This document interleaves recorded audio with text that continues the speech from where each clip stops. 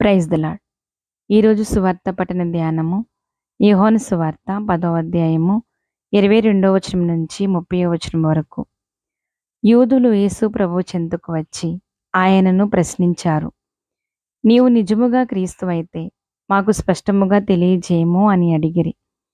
ప్రభువు వారికి సూటిగా ఈ జవాబును ఇచ్చెను, మీరు నన్ను నమ్మరు, ఎందుకంటే మీరు నా గొర్రెలు కారు, నా స్వరమును వినరు, నన్ను అనుసరించరు. మీరు నాకు చెందినవారు కారు. వారు ప్రభువును కానీ దేవుని పేరిట ఆయన చేసిన పనులను కానీ వారు నమ్మలేదు.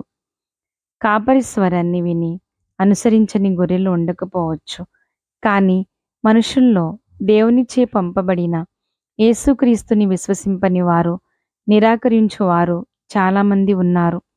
వీరు ప్రభువుని నమ్మలేదు, ఎందుకంటే వారు దేవునికి చెందినవారు కారు. వారు దేవుని స్వరమును గుర్తించలేకపోయారు, దేవుని కుమారుణ్ణి అనుసరించలేకపోయారు. ఆయన ఏ మెస్సయ్య అని అంగీకరించలేకపోయారు, ఎందుకంటే వారు కోరుకునే మెస్సయ్య వేరు, వారు ఎదురుచూచే మెస్సయ్య వేరు. వారి అంచనా ప్రకారం ఉండవలసినటువంటి గుణగణాలు, లక్షణాలు, లక్ష్యము యేసు ప్రభులో వారు చూడలేదు. కాబట్టి వారు దేవుని రక్షణను పోగొట్టుకున్నారు. ప్రభు మందలో ఒకటిగా ఉండలేకపోయారు. దేవుని ప్రణాళికను గుర్తించలేక యేసుక్రీస్తు ద్వారా దేవుడు ఇచ్చిన రక్షణను వారు తమ చేతులారా పోగొట్టుకున్నారు. ప్రియమైన విశ్వాసులారా, దేవుని ప్రణాళికను మనము గ్రహించగలుగుతున్నామా? దేవుని చిత్తానికి మనము లోబడుతున్నామా? లేక మన చిత్తానికి దేవుడు లోబడాలని కోరుకుంటున్నామా?